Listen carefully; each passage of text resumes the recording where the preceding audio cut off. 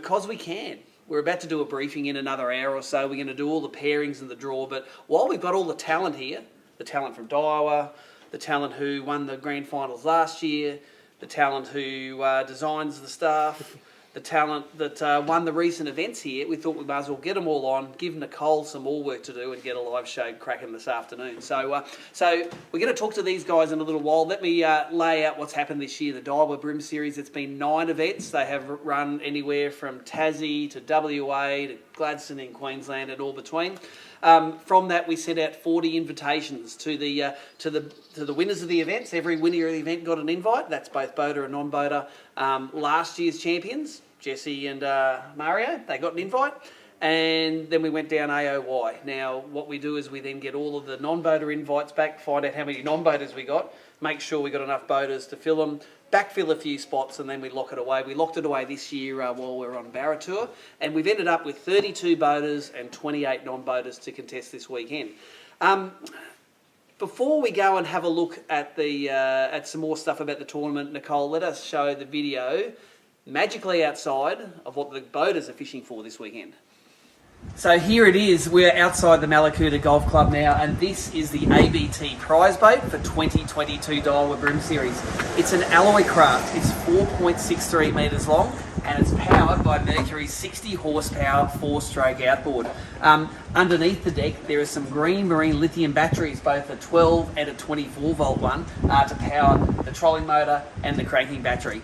Up the front, boy it's cool up there, the Garmin Force, it's a 50-inch shaft, and it's a 24 volt, around 100 pound thrust motor. It's got a Garmin LVS 34 live scope on it, and if you don't know about live scope, paired with a 12-inch GPS map sounder at the front, it gives you those eyes underwater so you can see real-time what fish are doing when they're attacking your lures. The whole thing's got casting decks, live welds, rod lockers. It is ready to fish, supplied on a trailer. There is not one boater in the field who is not going to want to win it this weekend. Boom, that was the world's quickest changeover. I ran from outside in here, and we are ready to go with the Daiwa guys. Look, I'm Tucker, Chris.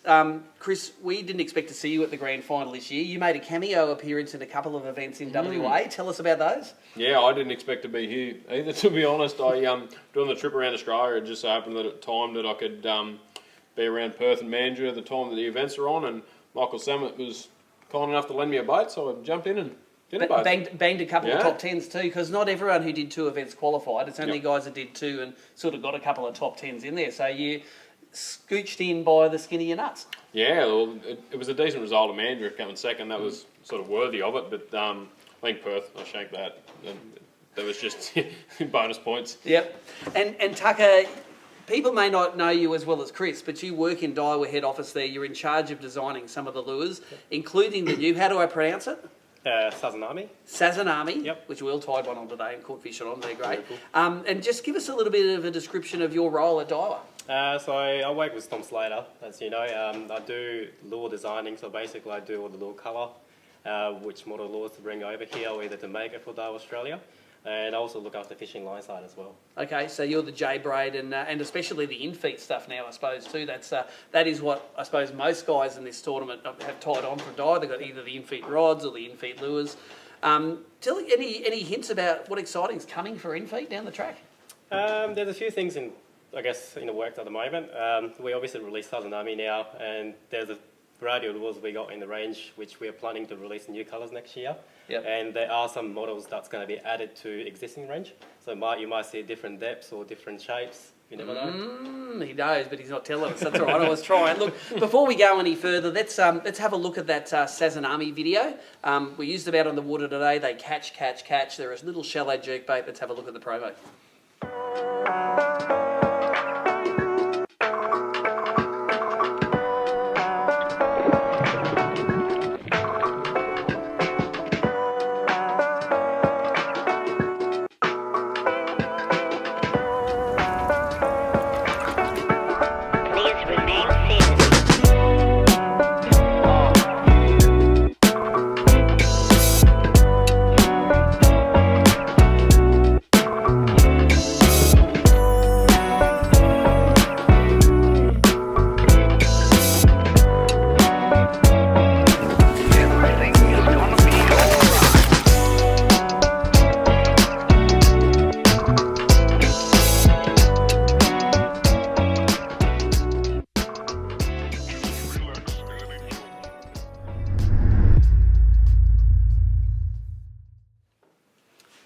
There you go. That's a good-looking bit of footage there. I didn't see any bream in that though, Tucker. This is a bream tournament this weekend. Are they estuary perch you're catching?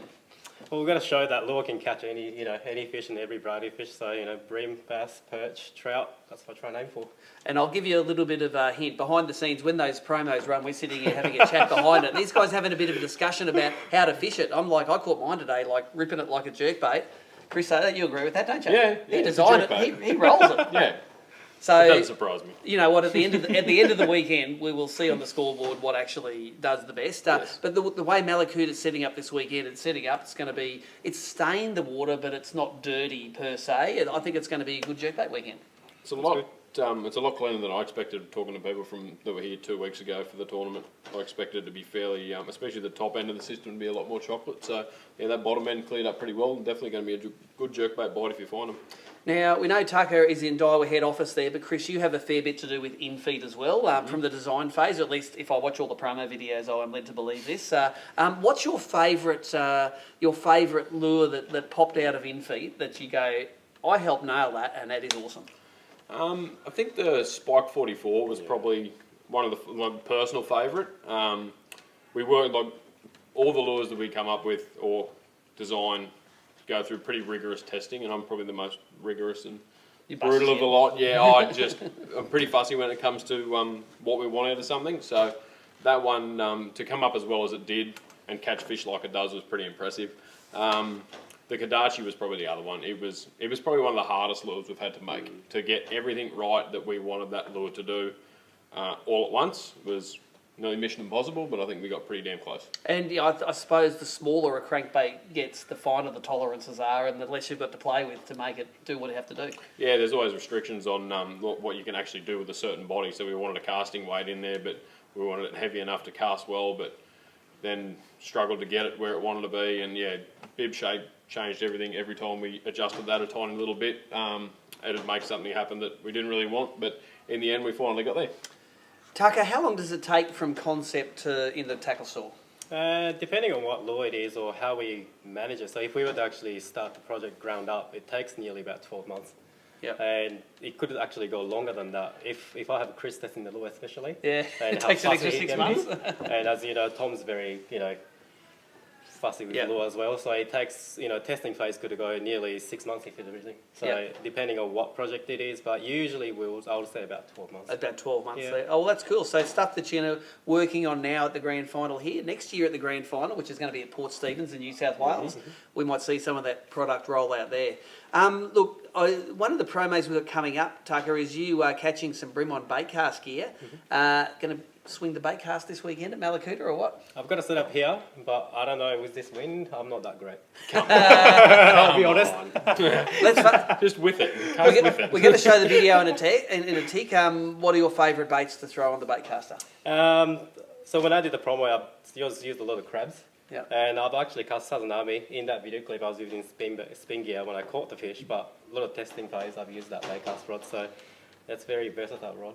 Yeah, I love a good bait cast rod, and I love the control that you have over a fish in tight country. Chris, your experiences with the bait cast rod, tell us about the gnarliest thing you've yanked out on it.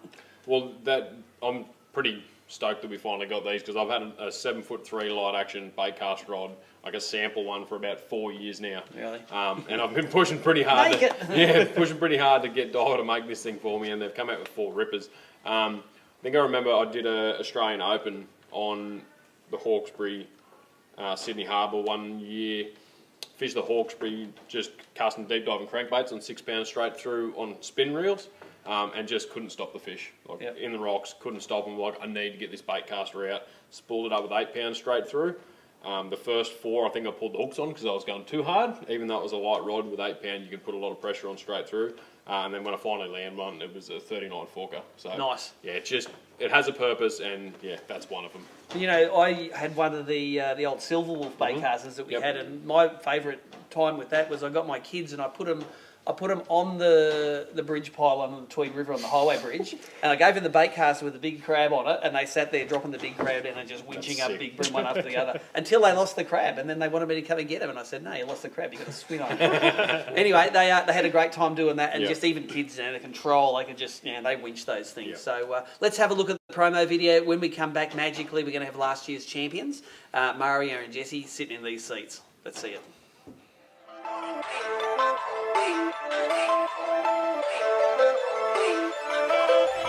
Yep. Oh, yeah. There's one. Ready? Hit.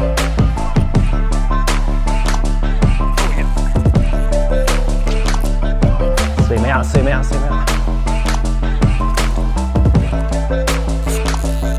Get the fish. Yeah.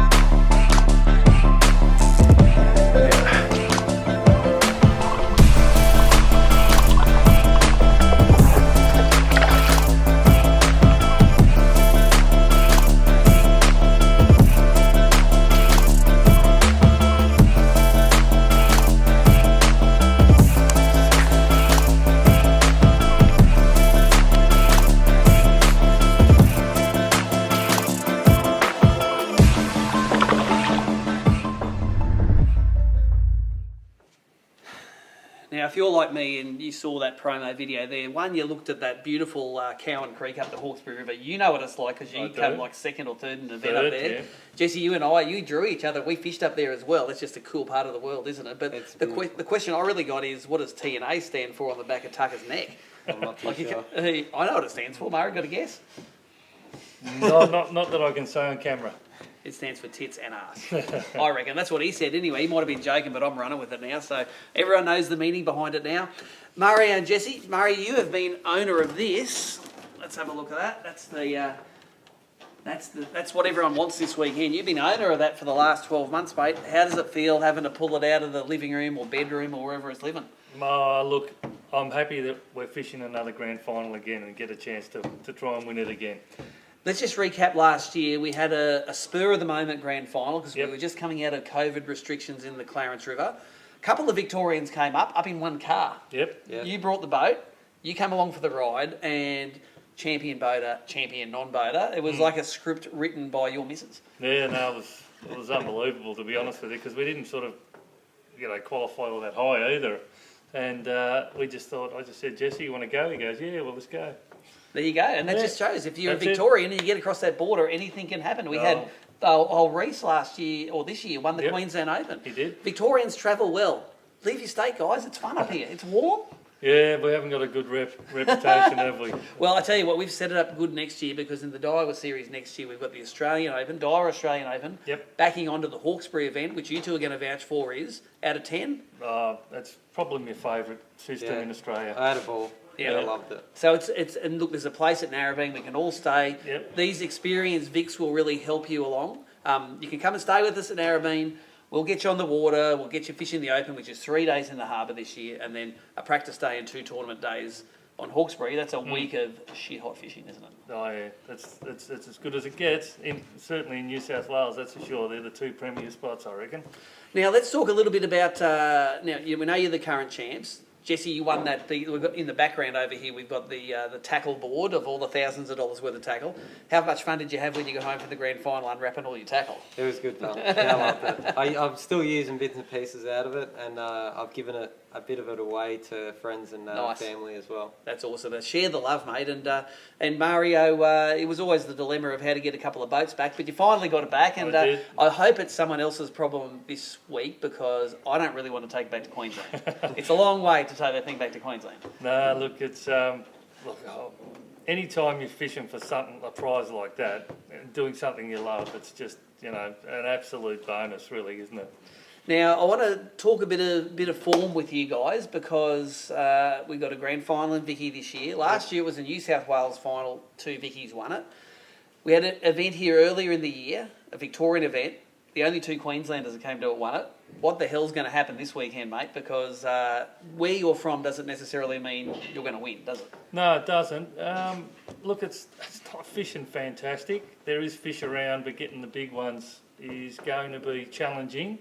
But they are there. Yeah. And, depending on conditions, really, on what you can fish. Like, I didn't expect it to blow as hard as it did today. Well, today, you should have seen it yesterday. Yeah, right, It was okay. flogging. Yeah. Well, the lake's pretty high, and a couple of weeks ago we fished here and it was fairly dirty, but it's cleared up really well.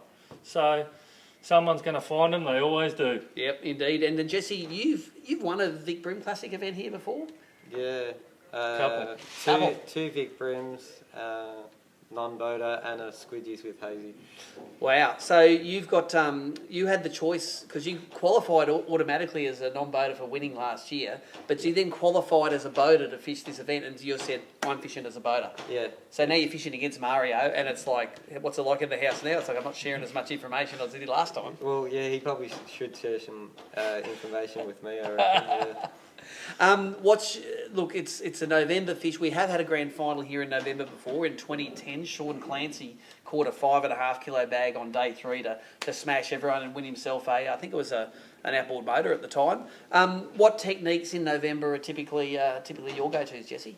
It's a bit of a hard one for me. I struggle because I've got too many different techniques. There's still fish in the deep. I was here 2 weeks ago. We caught fish on surface, on hards on the edge, and in the deep. Now that's interesting. I heard everyone caught them on surface in the Vic Bream Classic event, and then I got out in the water today, and it's like 16 degrees, and they're like, you can shove your surface where it don't shine. We could get fish to bite, but we couldn't get them to come up on top. Are they that susceptible to temperature in this place? Because the temperature's obviously dropped in the last couple of weeks. Yeah, I'm not too sure. It's real strange. When we were up here 2 weeks ago, the conditions of the water looked terrible and it fished better. Yep. Whereas today, I was looking at banks and I was like, oh, this is so good. And yeah, couldn't catch a fish off it. I couldn't even catch flathead. Whereas 2 weeks ago, we couldn't get through the flathead. Yeah. And that was handy because 1 week ago there was a big flathead tournament here. Mallacoota has been home to 3 big tournaments in 3 weeks at the moment. The Vic Bream Classic a couple of weeks ago, and the winner of that we've got coming up pretty soon. We've got Hazy there in the green room, looking a bit excited about being on the live. Then we had there was a flathead event that had look how many 100 people fished that thing?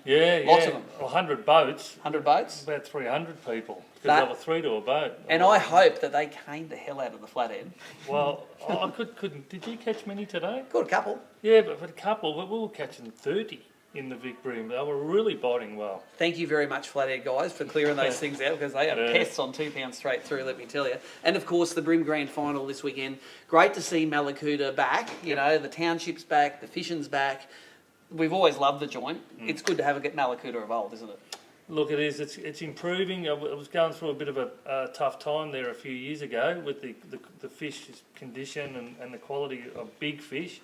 But now that we've got such a big entrance and a lot of big yellowfin have come into the system, and look, COVID was probably a good thing for it. There wasn't as many people travelling around Victoria because basically we were locked down. It's had a good rest and it's slowly building up to the Mallacoota Oval, which is really pleasing. I reckon the fish population here had something to do with spreading COVID because you caught it here, didn't you? I did, yeah, I caught it You here. got COVID for Christmas. I did, yeah. Oh, look, and I agree with that. It's we put in this morning quite early. I actually had to check the event sheet saying, I hope it's from first light because I put in at 5:30 and there was not one boat anywhere. Everyone put in up at Carbathong because the lake's so high. Yeah, it I is. assume. Yep. That's local knowledge, but definitely the local traffic's not there. There were 2 other local boats when I put in this morning, so let's hope the fishing's awesome this weekend. Guys, last thing I want to ask you, what sort of weights per day? This is a 3-day event. What sort of weights per day you think you're going to need to have the problem of taking home a second boat? Mario in the boater side for 5 fish limits? I reckon between 4.3 and 4.5 A day? A day. So if you get 13 kilos, you're going to be Up there. right up there. Yeah. Rightio. And then the non-boater side's a 3 fish limit. So Jesse, 9 fish for how many kilos you think's going to win yourself a big tackle shop full of lures there? I don't know actually. I'd say like on an average like 2.8 or 2.7. Okay, so that's Maybe. 2, 4, 6, Or maybe 8.5 kilos maybe for 9 Yeah, fish. So just maybe under a even, kilo. Maybe even a little bit less than that. Yeah, Yep. but it's fishing really strange. Okay. Yeah, there was guys who a couple of weeks ago caught big bags the first day and then couldn't catch a fish the second day. So it's sort of, there's big fish there. Yep. You just got to knuckle down and try and work out what they want. I'll tell you what my theory is. It's pretty windy and it's going to remain pretty windy. I think the wind is going to protect some fishing for us. So if it lays down a bit on the last day, there are going to be spots that haven't been hammered because they've been sort of... And so I'm hoping that the wind just sort of swaps around and changes around because it's going to we're going to be able to access those fish that have been a little bit protected by the gale out there. Well, the southwest has brought in a lot of water because of the level, and I remember fishing 2 weeks ago, the water temperature was 19.5. Yeah. So it's brought in a lot of cold water from outside, so Yeah. that's definitely going to have some sort of effect on the fishing, whether it's better or you're going to have to work in different areas, but they're there. They're certainly there. I'll tell you what the stupid Queenslander did today. I was fishing up the lake and I'm fishing in 16, 15 degree water thinking, this water's really cold, they're not eating my bent minnows. I'm going to go down the front and I'm going to get into that clear ocean water and it's going to be heaps warmer because it never gets under about 20 degrees in Queensland. I get out the front, it's like 14. It's actually colder in the ocean than it is on land. So Yeah, that's a it is. Victorian weird thing. Yeah. Look, let's play our final Daiwa promotional video and when we come back magically, I'm going to have Hazy and Tommy Wood sitting in these seats.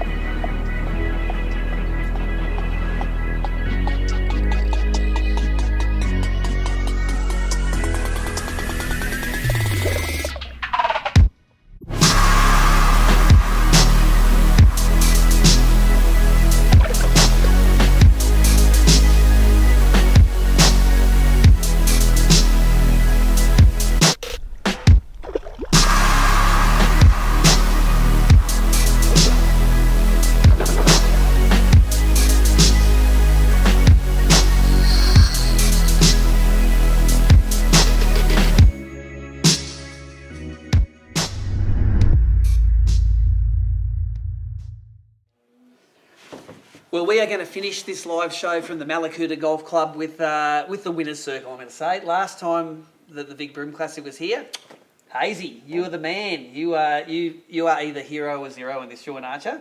Yes. Yeah, and last time we come down, 2 Queenslanders, mate. Yep, we winning did boater, it. winning non-boater. So I thought we'd have a bit of a brains trust meeting here on how this place changes and what you did last time doesn't mean you're going to win it this time. That's How right. does that go, Hazy?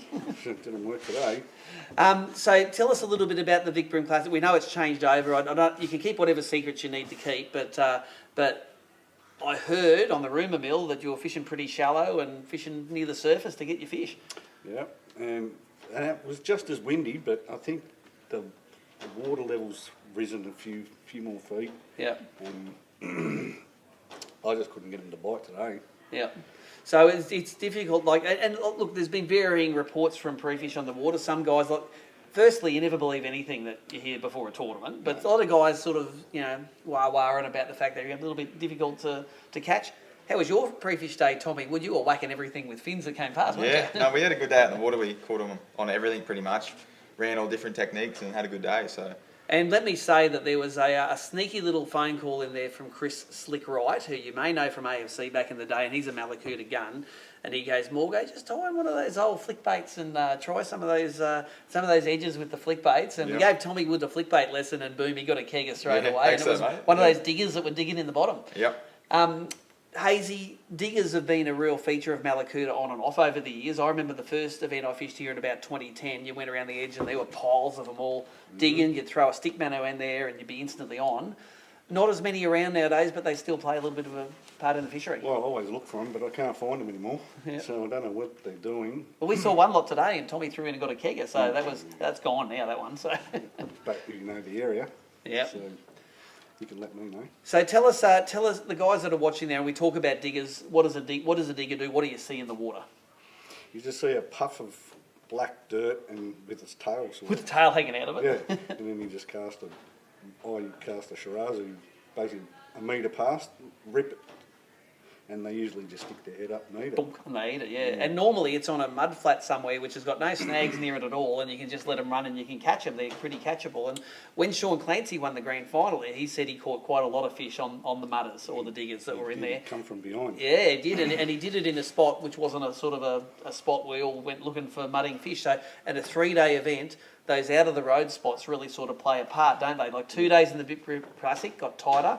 Imagine what day 3 is going to be like here. Yeah, well, all those spots that they were digging, and now it's all full of weeds, so it's a lot harder to find them. Yep. So you go to a spot and you think, they might be digging, you get there, and it's just covered in weed, and you just... Maybe they're digging under the grass. Well, they probably are, You but can't see get, 'em, yeah. yeah, and you can't get your lure to them. Tommy, you know, as you said today, you were very experienced at Mallacoota. So I bet on all your experience, which is a grand total of I think 4 days now. Yep. Give the guys on live here a description of what this joint's like. You said it looked like some of the places you had back home.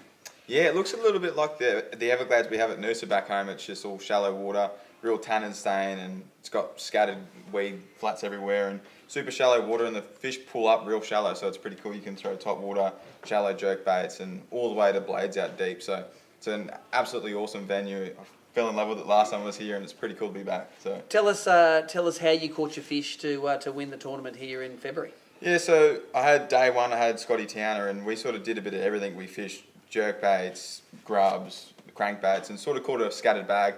Didn't really crack any big ones. I got one decent fish in the bag, and then on day two I had Brad Hodges, and we fished super shallow flats, and we mainly just fished top water. I caught them on the little slippery dogs as well as some of the MMD splash prawns. So yep, so it's big yellowfins on top water. Yeah. You can see the bottom. It doesn't get much better than that, does it? No, it was pretty epic. I think on the way home, Tommy was so excited he stopped at every single creek between here and Sydney and fished. And you Yep. did pretty well, didn't you? Yeah, no, I got to fish the crabs as well and got a couple of big blacks, so it was I'm just awesome. getting messages as we're driving home. Tommy's stopping at every creek, throwing a lure in. He's that excited.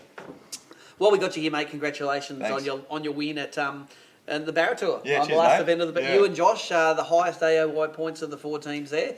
Got it done. Who shares wins, mate? You taught me how to fish a Reddick, and Yep. and there you go. You're doing well in the tournament. Glad you didn't fish 5. You probably would have won Team of the Year. How do you follow this weekend? This is a 3-day event. They're going to fish Friday, Saturday, and Sunday. It isn't on the app. It's a weigh-in event. So when we were here last time, we fished on the app. You had live scoreboards you could follow all day. Not going to happen. You're going to have to wait for the live stream at the weigh-ins each afternoon from around 2:15 each afternoon. Friday, Saturday, Sunday, you can watch all of the anglers. There's just over 50 anglers fishing. They'll be weighing in. I'll be interviewing them at the finish. The live scoreboards will go up after that. Each night we're going to catch up with the leaders of the event. We think we have enough internet back home to get them across, get them on the back balcony, squeeze a few secrets out of them. And we're running highlights, cameras in the boats the whole time, but those videos will come out after the event's finished. We like to respect the guys that run cameras. They say they might get run over by people. I don't care. I'll just live stream the whole thing. But those highlights will run out the week afterwards. So www.abt.org.au. If you open the front page there, Nicole's got it set up so you can see the scoreboards, see the coverage. If you want to share anything, share that. Until then, we're going to... Hazy's going to have a beer. I'm going to have a drink of water. Tommy's just going to be excited about catching them on top water. And we're going to get ready for the briefing, which happens in a little while. You can catch up with us at the briefing, 2:15 tomorrow afternoon. We'll catch you then.